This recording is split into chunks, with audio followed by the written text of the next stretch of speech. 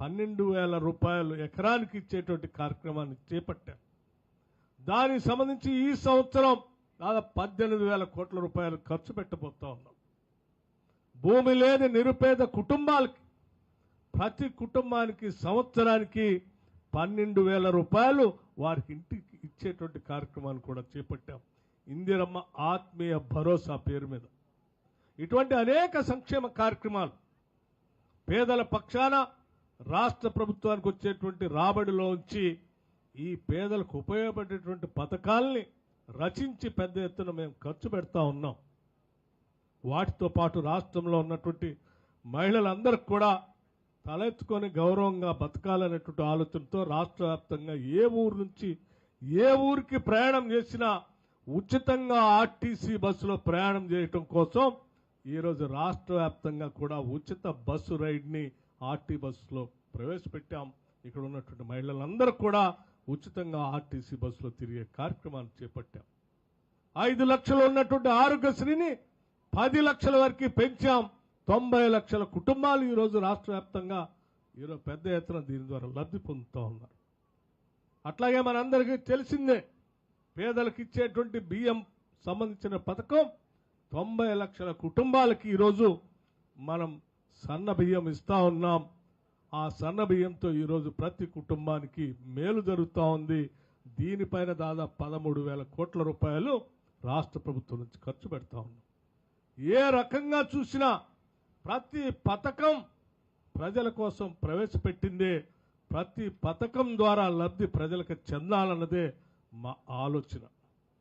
ఇన్ని మంచి కార్యక్రమాలు తీసుకొని ప్రజల కోసం పనిచేస్తున్నటువంటి ఈ ప్రజాప్రభుత్వాన్ని ప్రజల కోసం పనిచేయొద్దు, అలా పనిచేసేటువంటి ప్రభుత్వం ఉండకూడదని చెప్పి బురద జల్లేటువంటి కార్యక్రమం ఆనాడు టీఆర్ఎస్ పాలకులు చేసేటువంటి కార్యక్రమాన్ని కూడా ప్రజలంతా గమనించాలని చెప్పి మీ అందరికీ మనవి చేస్తూ ఉన్నాం.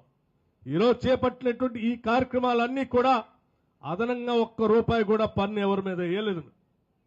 రాష్ట్ర ప్రభుత్వం ద్వారా వచ్చే ఆదాయంతోనే చేస్తా ఉన్నాం. మరి ఈ సంక్షేమ కార్యక్రమాలు ఆనాడు 10 సంవత్సరాలు కూడా ఇదే ఆదాయం ఉంది.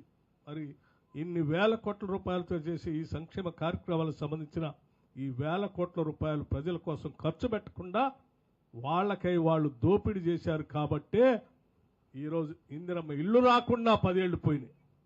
రాజీవ్ యువ వికాసం లేకుండా పోయింది. 10 లక్షల ఆరోగ్యశ్రీ లేకుండా పోయింది. రకరకాల సంక్షేమ కార్యక్రమాలు లేకుండా పోయినాయి.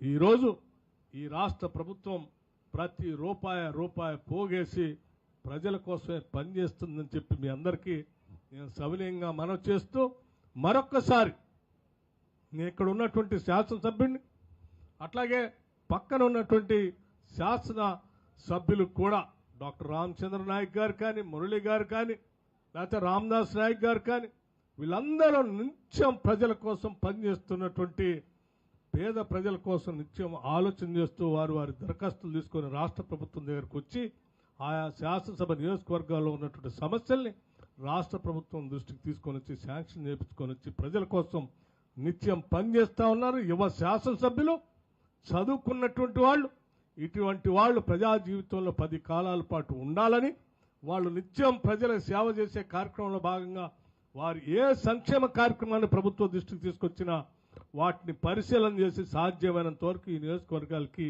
అందిస్తామని చెప్పి రాష్ట్ర ప్రభుత్వం తరఫున మీ అందరికీ మాటిస్తూ సెలవు తీసుకుంటున్నాను. తిరిగి మళ్ళీ మీ అందరికి వస్తానని చెప్పి నమస్కారం.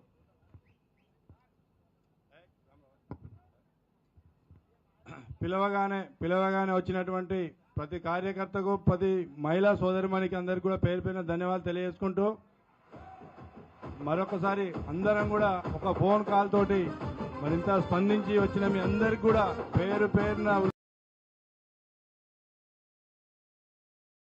ఇది కాదు కదా మనం కోరుకున్న తెలంగాణ. చదువుకున్న ప్రతి బిడ్డకి ఏదో ఒక అవకాశం వచ్చేటట్టుగా చేయాలనేటువంటి ఆలోచనతో ఈ రాష్ట్ర ప్రభుత్వం